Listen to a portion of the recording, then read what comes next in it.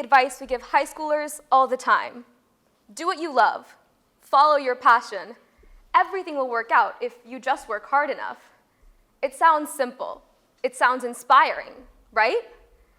But the truth is, the path from do what you love to actually doing it isn't the same for everyone. I'm sure that at some point in your life, you or someone you know have had the thought of pursuing a business, pursuing an art, or turning something you love into more than just a hobby. But stopped yourself because you thought, I can't afford that. Not because you weren't talented, not because you weren't motivated, but because passion doesn't pay for application fees, unpaid internships, or the risk of failing without a backup plan. That's the part no one puts on the motivational posters. Passion has a price, and not everyone is handed the receipt. So maybe the real question isn't who's passionate enough. Maybe it's who gets the chance to let their passion live. Hi, my name is Sanika Ghanekar, and this is the price of passion. This idea becomes very real when we look at who actually gets to act on their passion. Right here in Kansas City, Jackie Nguyen dreamed of sharing her Vietnamese culture through coffee. She envisioned a small business, Café Café, a mobile coffee cart serving traditional Vietnamese drinks. Jackie had the passion, the plan, and even the community support.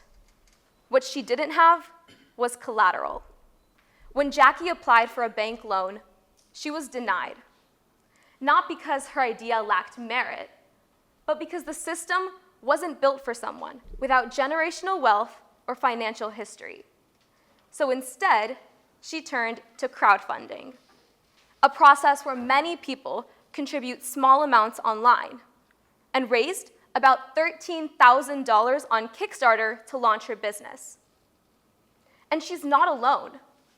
According to the Federal Reserve's Small Business Credit Survey, nearly 2/3 of entrepreneurs rely on personal or family savings to start their businesses, and most never receive full financing from banks. So we can see the difference with this, and that this doesn't only affect marginalized groups.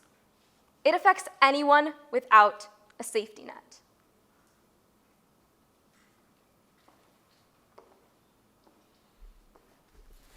A safety net. That's a powerful line.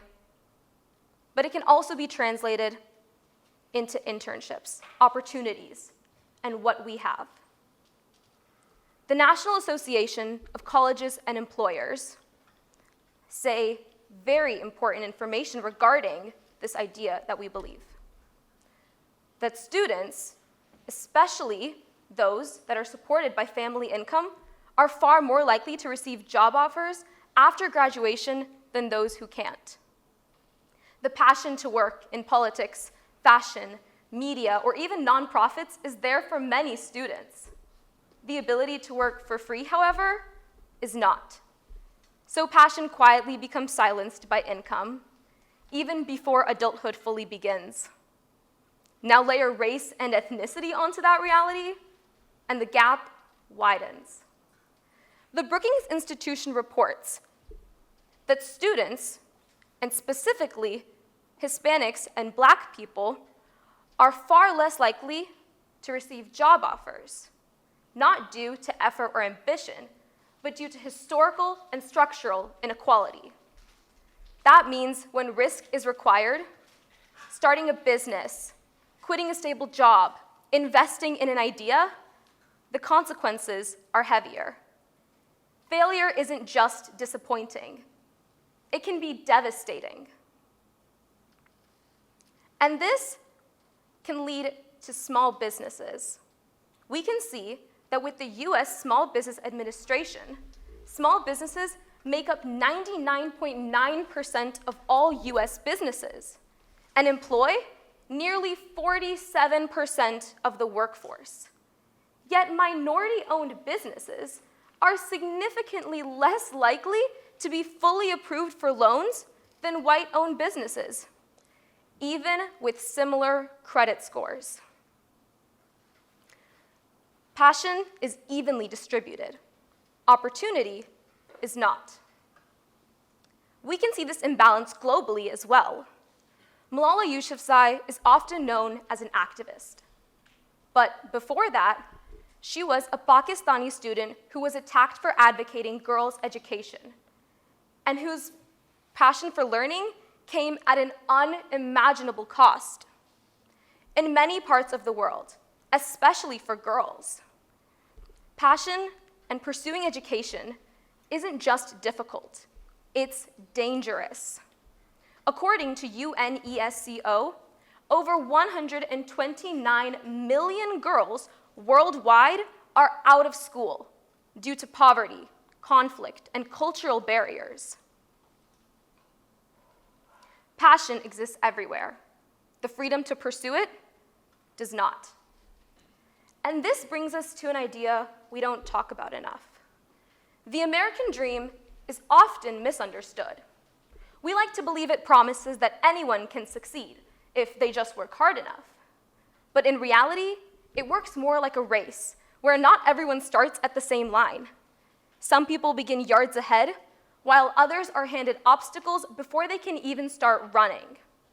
Hard work matters, but starting position is equally as important. None of this means passion is meaningless. It means passion alone is incomplete. Passion needs access. It needs resources. It needs room to fail without everything falling apart. Passion needs everything. So, what's the takeaway here? It isn't to stop encouraging passion. It's to stop pretending passion exists in isolation.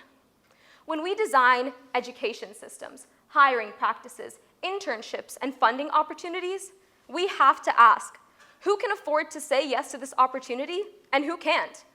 Because until we answer that question, we'll keep assuming passion comes from within, instead of what it truly is, a reflection of opportunity. Looking back at these examples, the pattern is clear. Jackie in Kansas City turned a denied bank loan into a successful Kickstarter campaign. High school students miss opportunities because they can't afford unpaid internships. Minority-owned businesses struggle to access funding.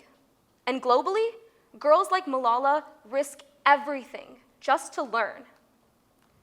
Passion exists everywhere, but opportunity, support, and resources are unevenly distributed. So the next time we tell someone to follow their passion, we should also ask what it would take to make that possible. Because maybe the real question isn't who's passionate enough.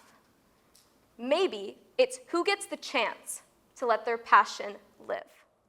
My name is Sanika Ghanekar. Thank you so much.